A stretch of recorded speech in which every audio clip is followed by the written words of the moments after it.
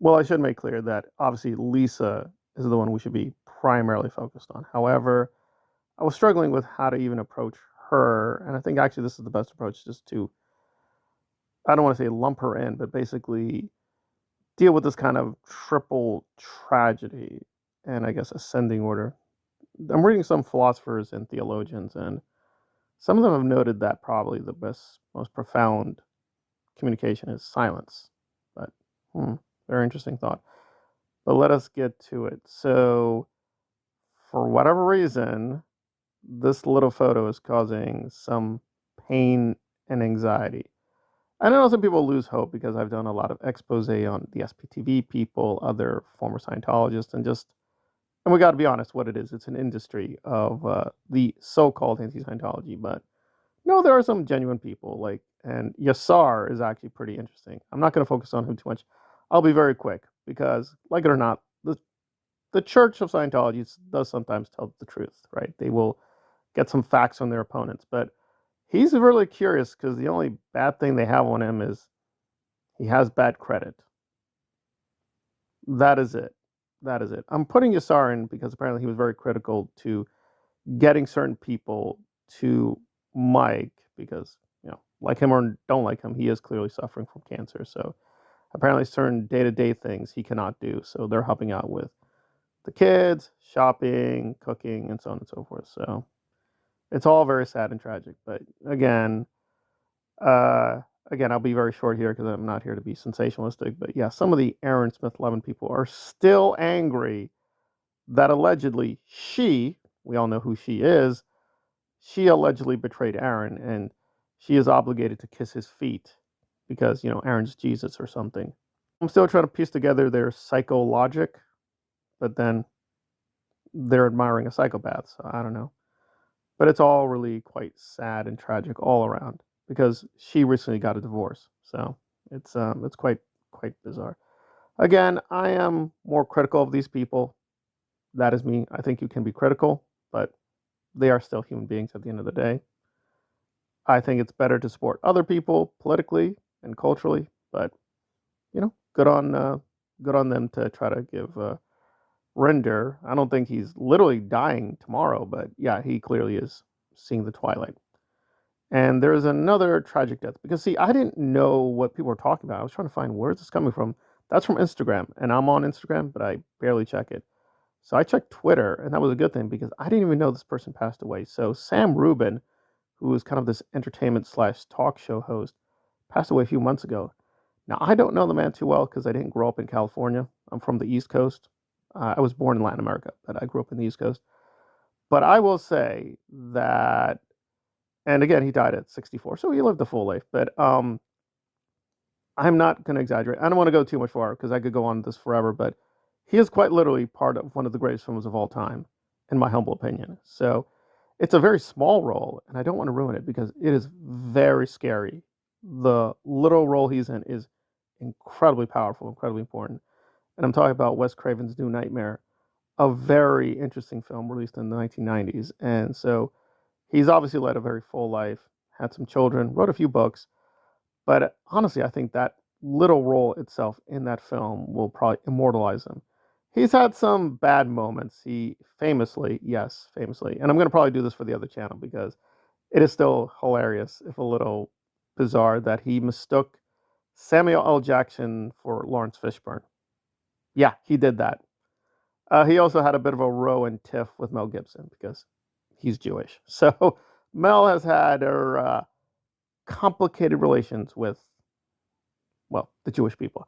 So we leave it there. But yeah, apparently uh, he had quite an impact on more than a few celebrities and actors. Because yeah, I caught him here and there on Reel's channel back in the day, but that's about it. But apparently, yeah, he was very well embedded in that LA celebrity community. And from all stories, nice guy. Uh, Not good with faces apparently, but yeah, seems like a nice guy. Tragic passing, but yeah, look up New Nightmare. I don't want to spoil a single second, but getting to his cameo appearance, probably one of the best cameo appearances of all time. It's that good. So very sad passing away. But now let's focus on the central tragedy. And again, I will be brief with the quote information because I think most people know the essential facts, but some people might not. So Lisa was, and may not like it, but she was a very dedicated Scientologist. And unfortunately, her idealism and beauty and charm played a role. I don't even say it's a tragedy, it's really an atrocity. So she was feeling bad and unfortunately fell into the care of these Scientologists in Florida. And just going through all the details is it's barbaric that they just did not know how to handle her in any real way. Um, and she clearly physically and mentally she was deteriorating. And they tried their pseudo cures, nothing worked. She was getting worse and worse, and clearly she was near death. And instead of just give her to some actual medical professionals, because they were local to the area, they still tried to find a quote, Scientologist to treat her. And of course, she died. And good on the coroner realizing that this could not be an accident. And unfortunately, I don't have many good things to say about her because she betrayed Lisa by later declaring it was an accidental death. But nevertheless, it was very critical that the coroner was honest at the time, at least initially, because that set off a chain reaction that we're still dealing with. And it was a good one. It's a very ugly atrocity and one that David Miscavige had a personal role. People have this image that Miscavige is the CEO. He doesn't even have any interaction with day-to-day Scientologists. No, he does interact a few times, and this one was very critical. So this is why that case became so explosive, is because he played a direct role. It's not just, oh, he just managed people. No, he was directly involved. That was why it was so scary, because it was a very credible threat. He could have been put in jail. Unfortunately, people acted a little too late because, again, people have no idea that things have changed. Is there going to be a final victory against Miscavige tomorrow? No.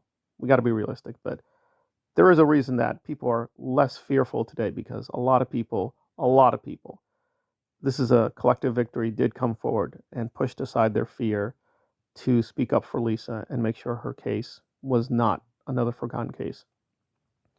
Scientology as an organization has killed many innocent people, and they've never received any real justice and still don't receive justice, unfortunately. And even with Lisa, we didn't really get a criminal case, unfortunately. But the family did get a civil case. So they got some bit of compensation, some bit of justice, but only a little bit for her. But you got to admit that as ugly as that death was, it did have this momentary effect of really pulling people together in a collective cause. And people really did show, whatever their flaws, and to put it mildly, this is a very flawed community, but they acted very heroically and very nobly. Did it fail? I think, like anything else, as we give our respects to her, that listen, if you're going to get in this fight, you got to be aware it's a long fight. It is a long fight.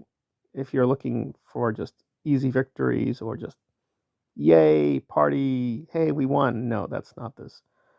But if you're willing to put the time and effort in, you will receive some satisfaction. It's not a lot, that you are doing some good, because probably to hundreds and hundreds of millions of people, they have no clue who Lisa is. So even though she's one of the most notorious cases, probably the average person has no idea about Lisa McPherson. And I will say that this is probably one of the things that shocked me into doing something regular on Scientology, because her death is that tragic.